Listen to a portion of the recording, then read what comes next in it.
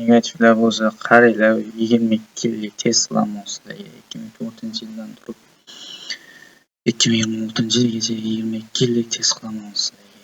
Qaranglar. $1000 depozit. Start.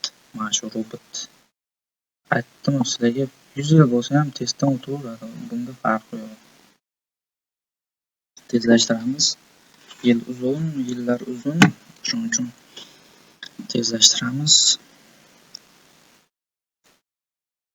Mana ko'rayotganlaringiz 2004-yildan boshladi. 2026-yilgacha sizlarga test ko'rsataman. Oddiy robotlar 22 yillik testdan o'tmaydi. Mashinistlar sizlarga 1 oy 2 oy test qiladi, ko'rsatib sotadi. $500 $1000 ga. Uning ustiga birovlarning roboti, internetda ko'pchilik birovlarning robotini sotadi. O'zi yasab sotadiganlar вообще kam, bunaqalar deyarli yo'q.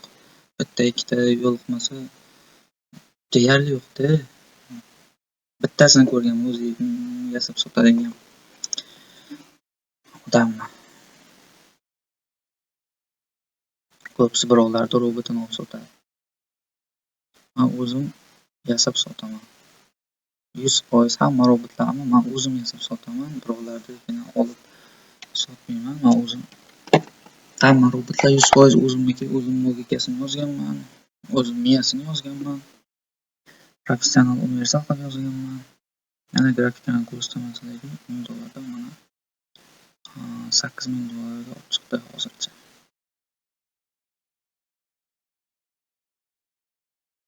Lekin pastga oqishlar yo'q. Pastga tushishlar yo'q. Tekis ketyapti tepaga. Aytdim-ku men, farqi yo'q bunga. Prosta 2004-yildan 70-yil, 80-yilgacha tushmas ekanda u. O'shuning uchun agar tushganda men 80-yil, 70-yilda men buni his qilib ko'rsatardim. Bunaqangi tarix yo'q ekan. 2004-yildan undan oldingi tarix yo'q ekan. Shuning uchun men ko'rsatolmadim. Agar bo'lganda men 100 yillik testdan ham o'tkazardim buni. Eslash bo'lganda. Professional bo'lmagan robot 22 yillik testdan o'tmaydi. Gapimgacha u universal professional robotlar o'tadi. Mana $27,000 ga olib chiqdi. $1000 dan $27,000 ga. Endi oradan ancha yil o'tdi-yu, lekin o'sha paytlar nima bo'lgan? O'sha paytlar uchun katta depozit bo'lgan. Katta pul bo'lgan bular.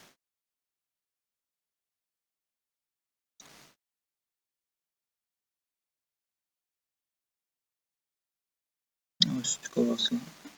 Prosta bu eng eski yil 2024-yilning eng eskisi. Agar 1970-1980-yilda bo'lsa, unga qaytarib ham test qilaverardim. Bu robotga farqi yo'q.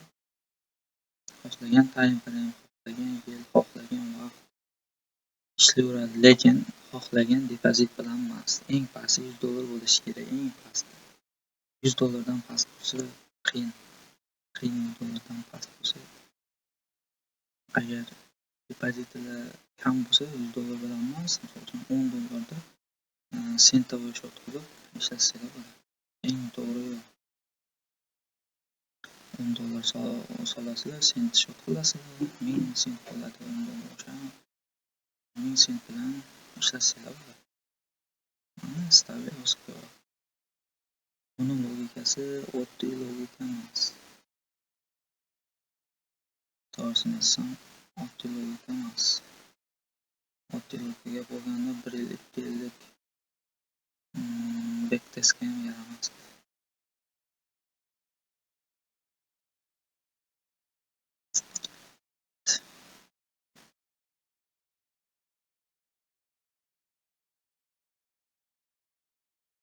Ketaveradi. sekin o'sib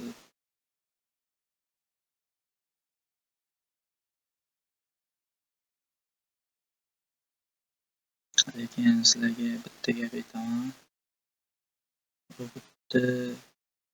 Robot zo'r ishlaydi, universalniy zo'r ishlaydi, lekin bitta minus tarafini aytib o'taman. Order ochilishidan ko'rsanglar o'zlaringiz tushunib olasizlar minus tarafi. Minus tarafi nima? 0.1 lot bilan trade ochadi, 0.10 lot bilan. $1000 ga ham o'sha lotda ochadi, $100 ga ham mana shu lotda ochadi. Mana shu minus tarafi.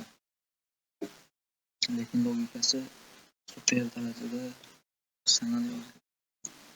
Nimaga bu minus tomon depozitlar kichik bo'lsa, bitta order bilan birdaniga ko'paytirib olish mumkin yoki birdaniga silib qo'yib olish mumkin. Masalan, $50, $30 trade qilaman. Shuning uchun sensor hisob ishlatib ko'ringlar, esda cho'ziladi. Kattaroq depozit bo'lmasa ham kattaroq depozit bo'lsa, kattaroq depozit bilan sinab ko'rsatadi.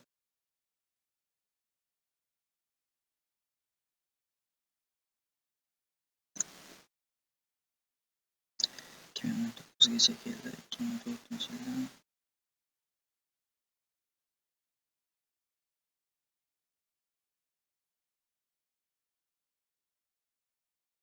pastga tushish yo'q. Buni qanday test qilsangiz ham robot pastga o'tmaydi. Xudo xohlasa real bozorda ham shunaqa bo'ladi. Real bozorda yaxshiroq bo'ladi. Sababi hozir 2026-yilda yuzga kelib, bozorda volatilность judayam yuqori. Shuning uchun xudo xohlasa yaxshi natijalarda. Lekin robot narxi biroz qimmatroq. Zo'r ishlayapti, lekin narxiga kelsak biroz qimmatroq. Lekin noma'ni foyda beradi, o'zini pulini chiqarib beradi.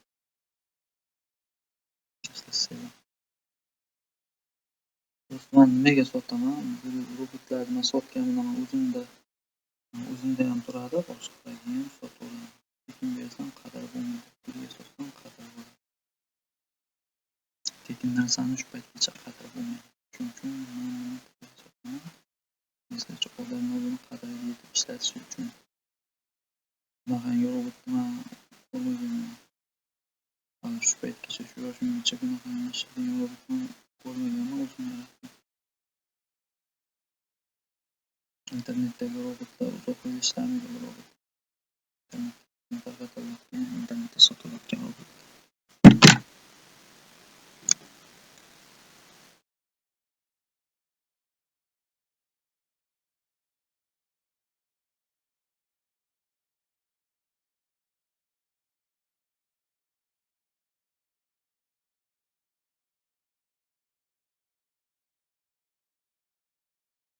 Vaqtimiz ham tugadi qolibdi.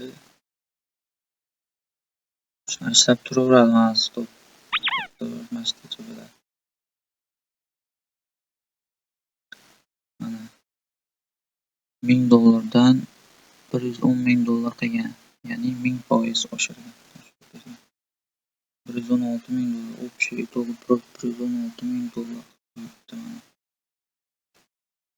16 yil davomida trade qilgan, 16 yil davomida $1000 $116,000 qilgan.